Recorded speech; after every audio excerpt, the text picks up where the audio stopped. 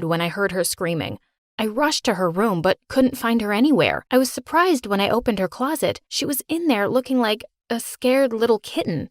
"What happened, Mom?" I asked, kneeling down. "A shark took my disinfectant and wants to eat me alive. It's under my bed," she cried out while shaking badly. "But we don't even have a pool, Mom," I said. She then looked at me closely and started to scream like I was the most disgusting thing on earth. "Shut your mouth and don't come near me. You're not wearing a mask and gloves. Go get them now." Sighing in frustration, I jumped to my feet before she could get hysterical again. There was one time when I came back from school and found her with huge blisters on her hands because she washed them 100 times every day. The virus cases had been at 0 for more than a month, but she'd been acting like there was a zombie apocalypse. One day, my older sister Steffi brought her boyfriend home, and Mom didn't even let them come in until they took off their shoes and put on the special outfit she'd made, which looked totally ridiculous. Steffi said they looked like astronauts. Every time they walked, they squeaked. Mom took paranoia to a whole new level. She said that Steffi's boyfriend's neighborhood was dangerous,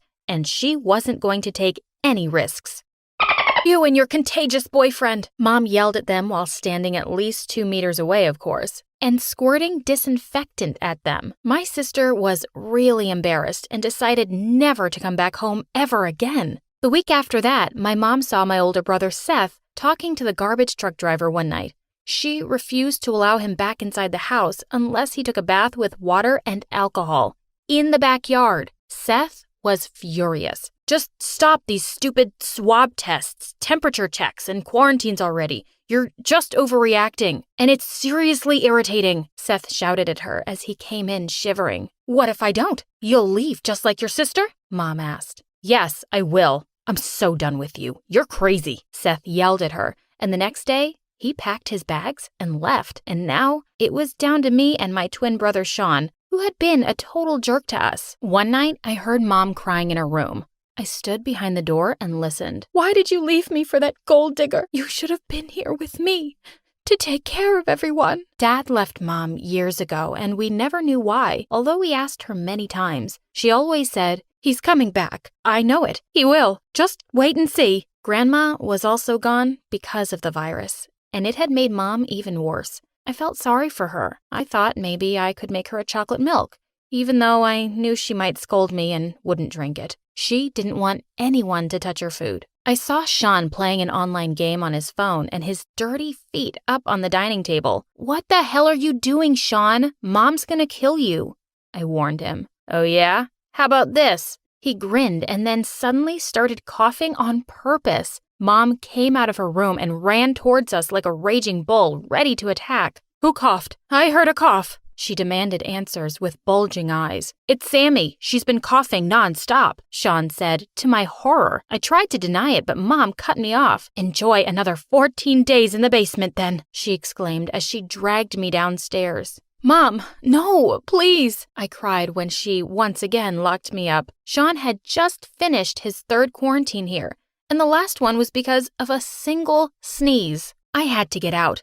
It was my best friend Amy's birthday party on Friday. I hadn't seen her in person since the pandemic started because of online classes, and my mom wouldn't let any of us leave the house. Amy's brother Harry would also be there, and I had a major crush on him. I had to do something about Mom. I heard another scream upstairs. Panicking, I kicked the door until it opened. I rushed upstairs and saw my mom holding a baseball bat while staring at the closed window. "Go check the doors and windows. Make sure they're all locked," she said. Sean walked in and asked what had happened. "A dirty man in a hoodie has been trying to get in. He was licking my window. He wanted to infect our house. He wanted to kill me," Mom said, looking horrified. Sean and I tried to calm her down, but we both got the shock of our lives when she aimed the bat at us. "No mask, no gloves, no face shield. Back off or else," she yelled. Sean looked at me and said, "Your mom is officially insane. I'm sure you're so proud." I dragged him out of the room and said, "You're only good at making fun of people. That's it. I'm contacting Dad. He needs to do something about this." "Sure, go ahead. Ask him to take me with him after." I'm tired of Mom, Sean said in frustration. She needs us this time, and we have to do our part, I said. Whatever. I'll be staying at my friend's place for the week. Tell Mom that the shark ate me if she comes looking for me, he said before walking away. How could they do this to their own mother? I was about to call the hospital from the living room when Mom appeared.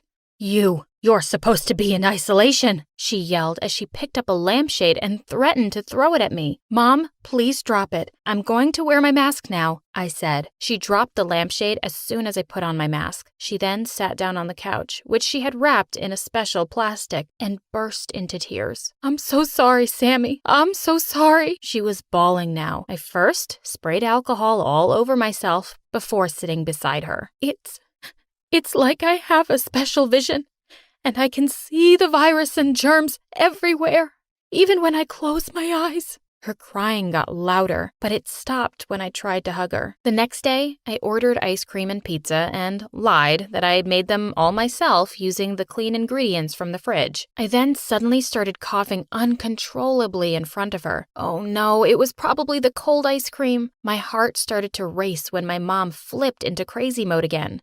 She angrily pushed the dining table over and shouted, "That dirty man is right behind you!" Mom screamed. I turned around but didn't see anyone behind me. Are you sure? I asked. I swear, he was here. He was spitting everywhere. He wants to fill our house with the virus, with his disgusting saliva, she cried before running upstairs to hide in her room. While looking for any signs of the dirty man in our house, I was horrified to see that one of the windows in the kitchen was open. When I turned around, I gasped when a man pressed a finger against my lips. It was him, the dirty man that Mom was talking about. He was real. I was about to bite his hand and scream, but I froze the moment he showed me his face. Dad? He pulled me into a corner and started explaining. I have been trying to apologize to your mom, but she always screams whenever I go near her. I think she's hallucinating. That's why she thinks I'm trying to hurt her, Dad said. I couldn't believe he was back. He went on to say that his girlfriend had left him and he had nowhere to go. He was literally begging, and I didn't know what to do. I told him that Mom had gone insane, and he needed to work hard to win her heart again.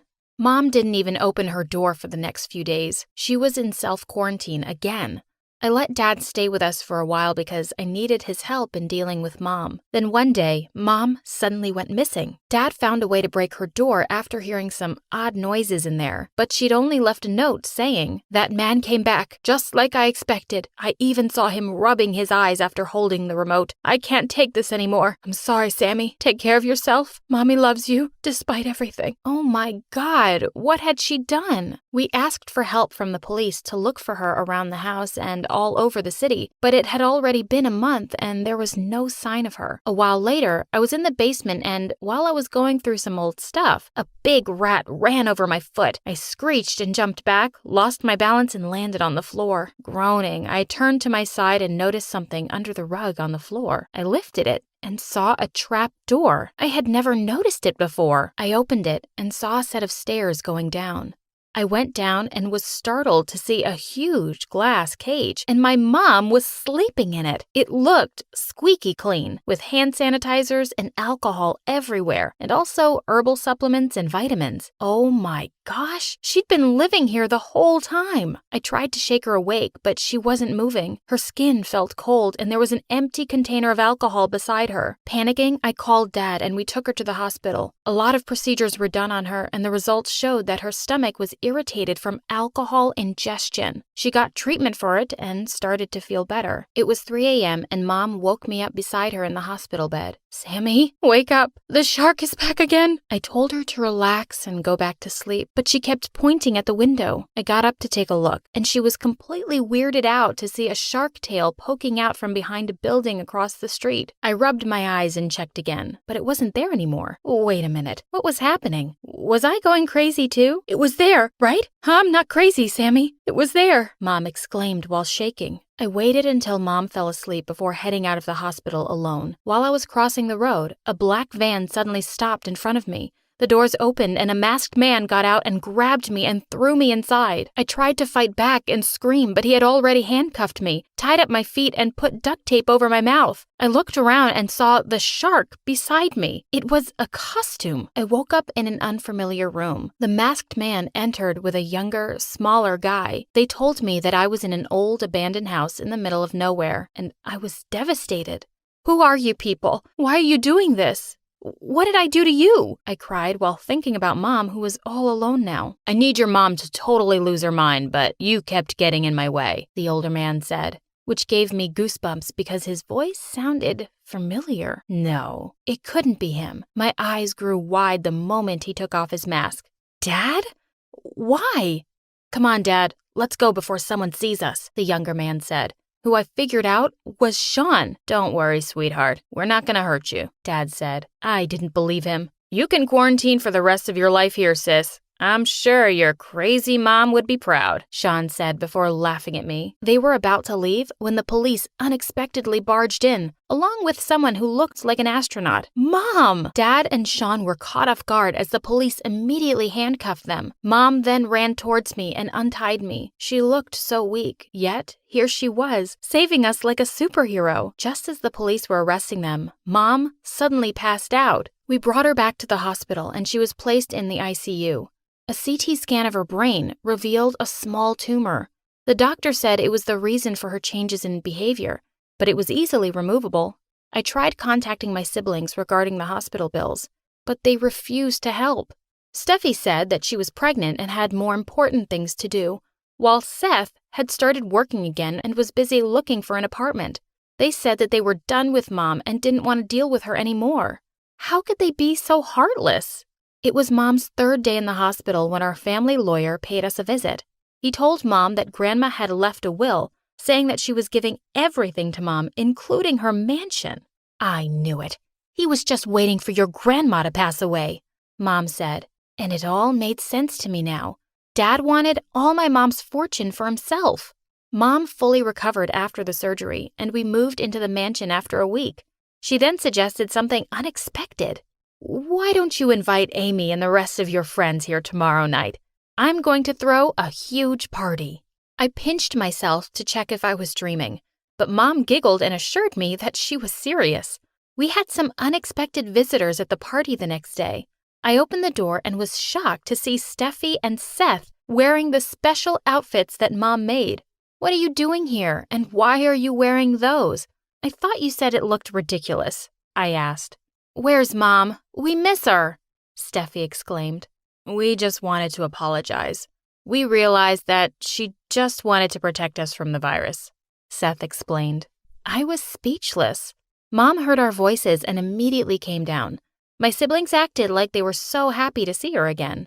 "We've got presents for you, Mom." Seth gave her like 10 paper bags filled with alcohol bottles, sanitizers, face masks, gloves, vitamins, and a lot of fruit. Mom didn't say anything. She grabbed the bags and threw them away as if they were the most disgusting thing she had ever touched. "I don't need them anymore, right, Sammy?" She turned to me and I automatically nodded. Seth and Steffi insisted on coming inside, but Mom shut the door in